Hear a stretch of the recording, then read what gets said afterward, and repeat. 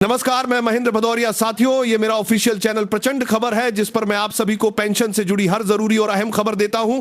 अगर आपने अभी तक हमारे इस चैनल को सब्सक्राइब नहीं किया है, ये इस चैनल प्रचंड खबर को तुरंत सब्सक्राइब करें। अचानक रात के सन्नाटे में देश की सबसे बड़ी पंचायत यानी संसद के गलियारों से एक ऐसी खुफिया रिपोर्ट लीक हुई है जिसने पूरे ईपीएफओ मुख्यालय को हिलाकर रख दिया है। अगर आज भी आप सोच रहे हैं कि आपका हक आपको घर बैठे मिल जाएगा, तो आप अपनी जिंदगी की सबसे बड़ी भूल कर रहे हैं। स्वागत है आप सभी का प्रचंड खबर पर। दोस्तों, आपके ये आंसू, आपका ये दर्द मुझसे देखा नहीं जाता। आप लोग कमेंट बॉक्स में आकर रोते हैं, हताश होते हैं और कहते हैं कि भैया सब कुछ खत्म हो गया। YouTube भी अब हमारी खबरों को आगे नहीं बढ़ा रहा है। शायद हमारा आंदोलन धीमा पड़ गया। दोस्तों, कान खोलकर सुन लो, YouTube का एल्गोरिदम डाउन हो सकता है, लेकिन इस देश के 78 लाख बुजुर्गों के हक का जो लावा उबल रहा है, उसे दबाने की औकात किसी एल्गोरिदम में नहीं है। जो लोग सोच रहे थे कि यह आंदोलन ठंडा पड़ चुका है, आज उनकी आंखें फटी की फटी रह जाएंगी। संसद के भीतर अचानक एक बार फिर से वह भूचाल आया है जिसकी कल्पना खुद सरकार ने भी नहीं की थी। बंद कमरों में दबी हुई फाइलों को खींचकर बाहर निकाला गया है और सीधे संसद के पटल पर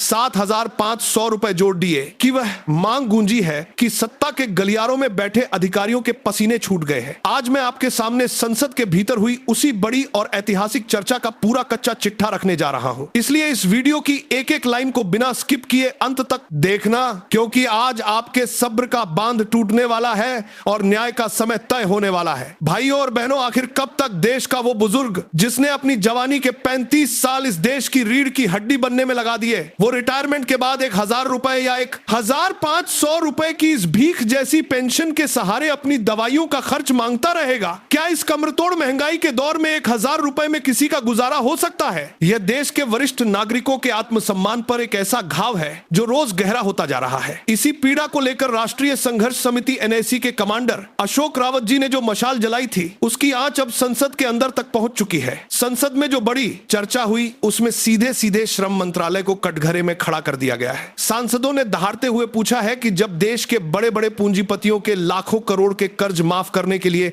सरकार का खजाना हमेशा खुला रहता है, तो उन बुजुर्गों के लिए बजट क्यों नहीं है जिन्होंने अपनी पूरी जिंदगी का पीएफ सरकार के पास जमा करके रखा है? इस सवाल ने पूरे सिस्टम को बैकफुट पर ला दिया है। लेकिन इस पूरे खेल का जो सबसे खतरनाक और पेचीदा हिस्सा है, वो है हमारे उन बुजुर्गों के साथ किया जा रहा क्रूर मजाक जो एक समय सीमा से पहले रिटायर हुए हैं। सुप्रीम कोर्ट के ऐतिहासिक आदेश के बावजूद ईपीएफओ के तानाशाही अधिकारियों ने कागजी कार्रवाई का ऐसा चक्रव्यूह रच दिया कि उन बुजुर्गों से 25-30 साल पुराना रिकॉर्ड मांगा जा रहा है। कंपनियां बंद हो चुकी हैं, मालिक गायब है, दफ्तरों की जगह बड़ी बड़ी इमारतें खड़ी हो चुकी हैं। ऐसे में एक 75 साल का बुजुर्ग लाठी टेकते हुए कहां से दस्तावेज ढूंढ कर लाएगा? डिमांड लेटर जारी करके कर्मचारियों से लाख 2 लाख नहीं बल्कि 5 लाख वापस पीएफ फंड से पेंशन फंड में ट्रांसफर करवा लिए गए। लेकिन जब बढ़ी हुई पेंशन रिलीज करने की बारी आई तो पोर्टल एरर और स्क्रूटनी का बहाना बना दिया गया। पैसे आपकी जेब से निकल चुके हैं, लेकिन बदले में मिल रही है सिर्फ नई तारीख। संसद की इस ताजा चर्चा में साफ तौर पर कहा गया है कि पहले के पेंशनर्स को बिना किसी जटिल शर्त के तुरंत राहत दी जाए, और यही हमारे इस आंदोलन की सबसे बड़ी जीत है। नौकरी कर रहे युवा भाइयों और बहनों जो आज 25 से 45 साल की उम्र के हैं, आज आपको अपनी आंखें खोलनी होंगी। जो लोग सोचते हैं कि यह मुद्दा सिर्फ बुजुर्गों का है, वह बहुत बड़े भ्रम में जी रहे हैं। जब आपकी जवानी ढलेगी और आप रिटायर होंगे, तो आपके सामने भी नियमों की यही कटीली दीवारें खड़ी मिलेंगी। यह लड़ाई सिर्फ आज के पेंशन भोगियों की नहीं है, यह देश के हर उस हाथ की लड़ाई है जो मेहनत करके पसीना बहाता है और हर महीने अपनी सैलरी से पीएफ कटवाता है। यह हमारे आत्मसम्मान, हमारे स्वाभिमान और हमारे आने वाले भविष्य की आर पार की जंग है। दोस्तों, जब आप लोग कमेंट बॉक्स में हताश होकर रोते हैं, तो मेरी ताकत आधी हो जाती है। मैं कोई सरकारी अधिकारी या राजनेता नहीं हूं, मैं तो आपके हक की लड़ाई लड़ने वाला आपका अपना भाई हूं।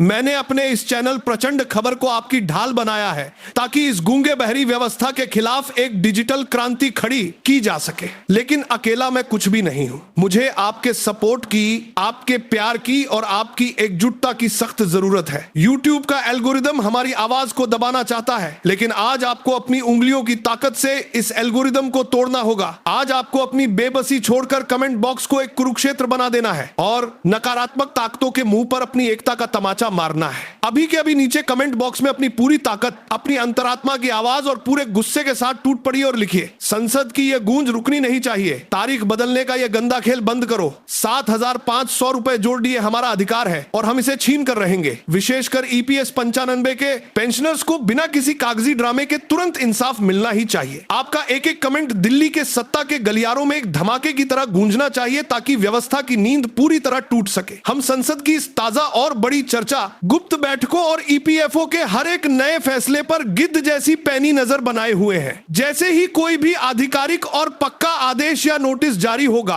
सबसे पहले पूरी सच्चाई और प्रामाणिकता के साथ आपका यह भाई उसे आपके सामने लेकर आएगा। किसी भी अफवाह में आने की जरूरत नहीं है। अपने इस भाई की ताकत बनिए और इस चैनल प्रचंड खबर को अभी सब्सक्राइब कीजिए, क्योंकि मेरी ताकत सिर्फ और सिर्फ आपसे है। भाइयों और बहनों, अब दिल्ली के तख्त से जो आदेश निकला है उसने पूरे देश के प्रशासनिक ढांचे को हिलाकर रख दिया है।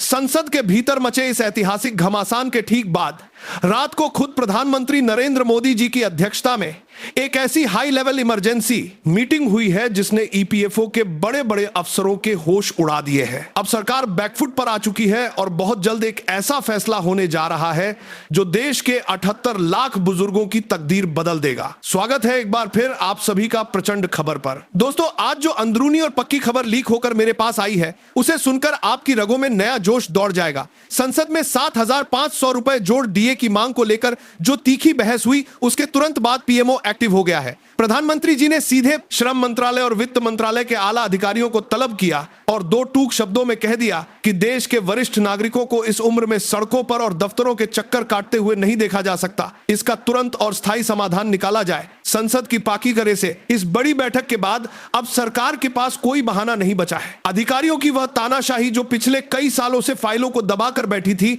अब प्रधानमंत्री के सीधे हस्तक्षेप के बाद पूरी तरह ध्वस्त हो चुकी है। आज मैं आपको बताऊंगा कि इस महा बैठक के बाद सरकार अब आगे क्या कदम उठाने जा रही है और आपके खाते में बढ़ी हुई पेंशन की रकम कब तक क्रेडिट होगी। भाइयों और बहनों, आप इस इमरजेंसी मीटिंग से जो डाटा और जो अंदरूनी रणनीति बाहर आई है वो बेहद चौंकाने वाली है। वित्त मंत्रालय जो हमेशा फंड की कमी का रोना रोता था, उसे इस बार संसद और पीएमओ दोनों की तरफ से कड़ी फटकार लगी है। राष्ट्रीय संघर्ष समिति एनएसी के कमांडर अशोक रावत जी ने पहले ही साफ कर दिया था कि ईपीएफओ का 20 लाख करोड़ रुपए का कॉर्पस फंड देश के ईमानदार कर्मचारियों की गाढ़ी कमाई है। किसी की भी इससे बार दिया कि 20 लाख करोड़ रुपए का कॉर्पस फंडों के बारे में कुछ भी से बपौती नहीं है। प्रधानमंत्री जी की इस बैठक के बाद अब सरकार दो बड़े विकल्पों पर काम कर रही है। पहला, बिना किसी देरी के न्यूनतम पेंशन को सीधे 5,000 रुपए या 7,500 रुपए जोड़ डीए के ऐतिहासिक आंकड़े पर ले जाया जाए और दूसरा, पेंशनर्स को मिलने वाले मेडिकल अलाउंस में भी एक बड़ी बढ़ोतरी की जाए ताकि इस ढलती उम्र में उन्हें इलाज के लिए किसी के आगे हाथ ना फैलाना पड़े। यह हमारे आंदोलन की, हमारी एकता की और अशोक रावत जी के अटूट संघर्ष की सबसे बड़ी जीत है। लेकिन इसी बीच सबसे बड़ा हड़कंप साल 2014 से पहले रिटायर हुए बुजुर्गों के मुद्दे पर मचा है। संसद में सांसदों ने सरकार को घेरते हुए पूछा था कि जो बुजुर्ग पहले रिटायर हुए उनसे 25 साल पुराना रिकॉर्ड मांगना कहां का न्याय है। इस पर प्रधानमंत्री जी ने कड़ा रुख अपनाते हुए श्रम मंत्रालय को निर्देश दिया है कि नियमों को इतना सरल बनाया जाए कि किसी भी बुजुर्ग को दस्तावेजों के अभाव में हायर पेंशन से वंचित ना किया जा सके। कंपनियों का रिकॉर्ड गायब है तो इसके लिए ईपीएफओ कुल्ली बरामा है, कुछ भारत तराली उन्हीं बड़ा बरामा है, कुछ अपनी तरफ से वेरिफिकेशन करे। बुजुर्गों को प्रताड़ित करना तुरंत बंद हो। डिमांड लेटर के नाम पर जो लाखों रुपए कर्मचारियों से जमा करवाए गए हैं उन्हें तुरंत एडजस्ट करके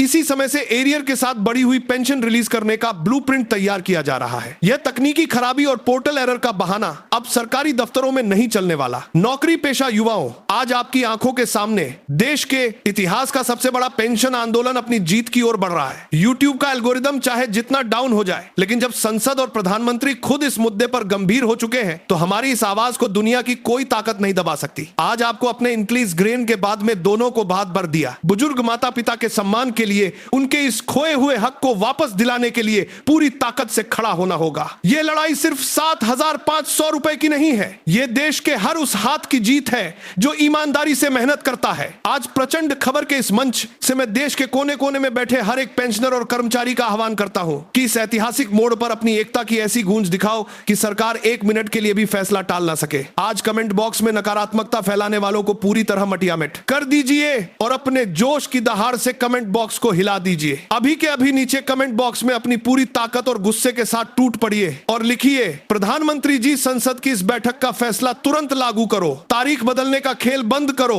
7,500 रुपए जोड़ दिए हमारा अधिकार है और हम इसे लेकर रहेंगे। EPS 95 के बुजुर्गों को तुरंत न्याय मिलना ही चाहिए। आपका एक एक कमेंट इस सोई हुई व्यवस्था की छाती पर एक धमाके की तरह फटना चाहिए। हम इस हाई लेवल इमरजेंसी मीटिंग के बाद निकलने वाले हर एक ऑफिशियल ऑर्डर और श्रम मंत्रालय के नए सर्कुलर पर गिद्ध जैसी पैनी नजर बनाए हुए हैं। जैसे ही कोई भी आधिकारिक नोटिफिकेशन जारी होगा, आपका यह भाई सबसे पहले पूरी सच्चाई और प्रामाणिकता के साथ उसे आपके सामने लेकर आएगा।